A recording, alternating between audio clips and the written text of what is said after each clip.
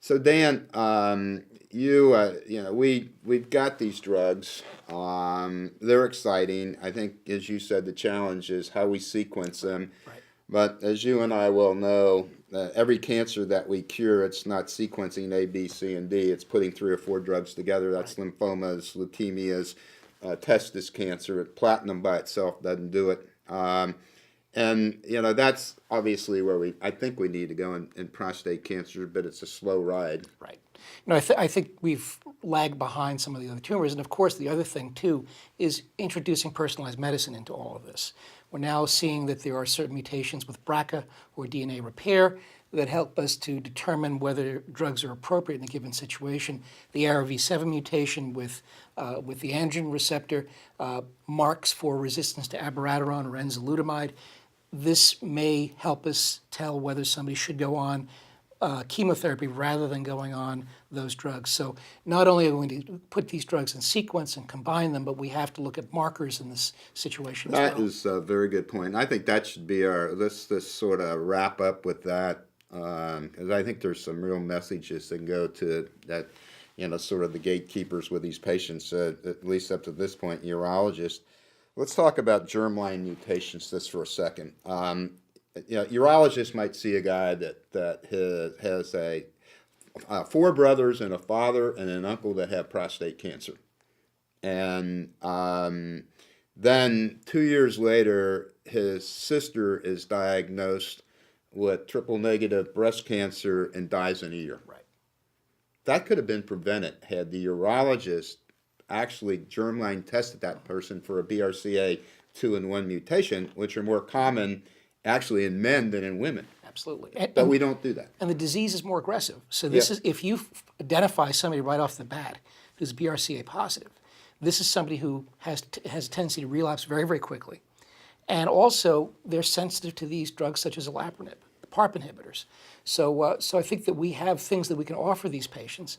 And the question is, can we treat these patients with these drugs without the androgen deprivation therapy? I think that's going to be a very important question So for the future. that's the personalized medicine. But also, when you find out that they are carrying that gene, Right. you go back and that's where the genetic counselors go in. Exactly. You go back into, and you guys, you go back and talk to have the sister tested and see if she has it, and her breast cancer, who knows? And then it's also associated with pancreatic and Lynch syndrome and various other things like that. So You just, again, taught me a fantastic thing here. And what's interesting is, as a primary care doc, I'm frequently taking care of the whole family. right. In the small communities across the country, I mean, I have large families, I have multi-generational families, so I'll know the parents, I'll know the grandparents, I'll know the kids. So if I can, Matt, you're taking care of this guy, this is his lineage here, make sure the sister's getting taken care of, I've got that covered.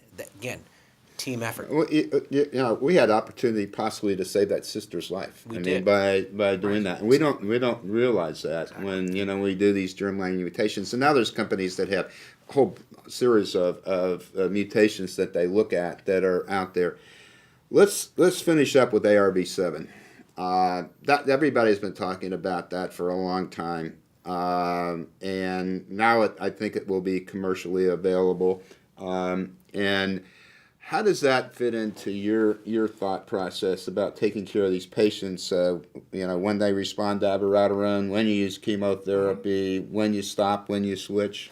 So I think one of the key issues with these patients, if they've been on abiraterone for a long period of time and then they progress, do you switch to another anti-androgen such as enzalutamide, or do you go on to chemo or to isotopes? I think that decision will be made easier by having the ARV7 test present, because then if they're ARV7 positive, you're not going to treat them with the second hormone again. You go on to chemotherapy or another treatment. I think also, again, too, for primary decisions as far as chemo versus hormones, that will be useful as well. So I think So ARV7, just for everybody, just is a mutated androgen Right. receptor. Doesn't have a ligand. It Right. just can work by itself. It doesn't need testosterone. You can exactly. So It's active regardless of whether there's testosterone present or not. so that's a big step forward. We've been, about what direction to go. Exactly. And you are not, there's a cost issue with this because you're not giving a drug unnecessarily Right. to a patient. There's a toxicity issue as well. So I think both of those will be very, very important to our management. So Dan, ARV7 mutations, you just talked a little bit about those. Help sort of guide the future direction. Right. So take it away. Somebody's on Zytiga, abiraterone, Right. and they're mutated. So I think that there are several ways of looking at how we can potentially integrate other hormonal treatments. Number one, of course, if they're ARV7 positive, you're tending not to want to go on a second hormonal agent. However, I think we have to start looking at some of the differential toxicities that are involved with some of these newer anti-androgens. So the ARV7 can help us determine whether these patients still are active against these particular drugs. And we have other newer anti-androgens that are being evaluated in the situation. ARN 509, this supposedly has less CNS toxicity because it does not cross the blood-brain barrier at the same level that enzalutamide does. So this is a problem that we see with our patients. They become depressed, they can become fatigued, they may not even be able to add a column of figures because there is, of course, an effect of testosterone on the brain. So I think that we're going to be able to refine our androgen receptor antagonists further in the future.